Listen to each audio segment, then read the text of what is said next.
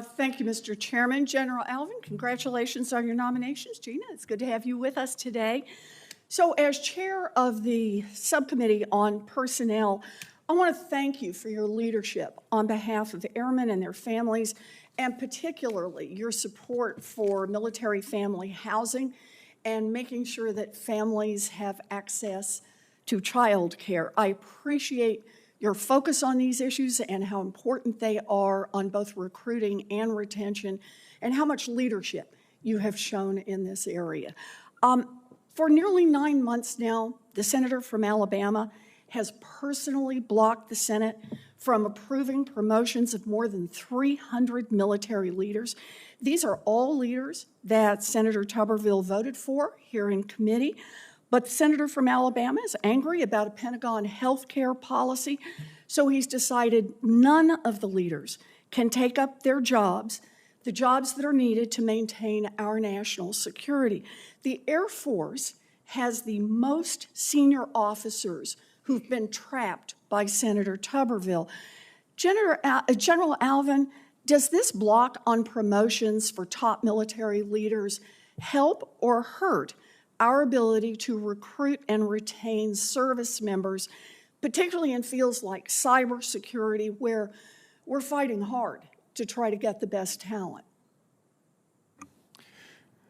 Senator, I will tell you that while we don't have specific hard data, my experience and my personal judgment says that this does hurt recruiting and retention.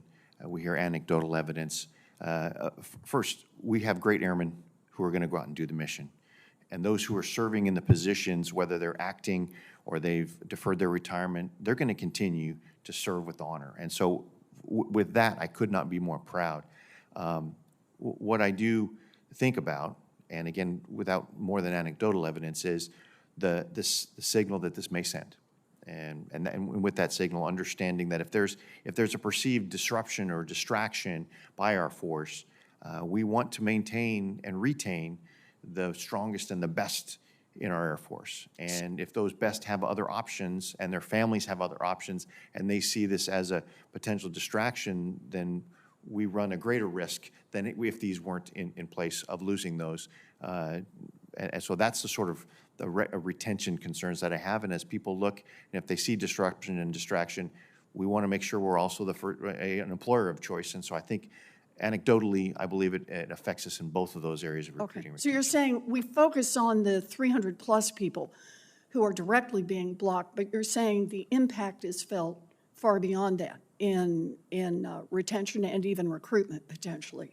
Senator, I believe it could potentially, just because they see it as a distraction to the normal way of doing business. Okay. So the senator from Alabama has said that blocking all top-level promotions does not have any impact on our national security.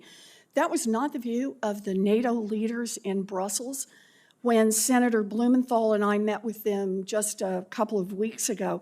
They shared serious concerns about the impact of the blockade on our NATO operations. General Alvin, if U.S. leadership in NATO were to wane, would that be a national security concern in your view? Senator, it would.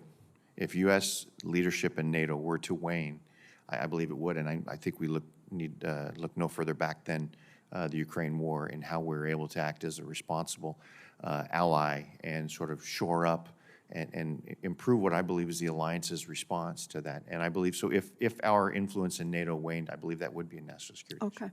And when I met with NATO leaders, I heard concerns that leaving so many senior positions unfilled is leading our allies to question our commitment to NATO. I'll be blunt. The actions of the senator from Alabama have become a national security nightmare. Instead of trying to embarrass the United States in front of its allies and trying to embolden our enemies, the senator from Alabama should lift his holds and let our top military leaders do their jobs. Thank you, Mr. Chairman. Thank you, Senator Warren. Senator Budd, please.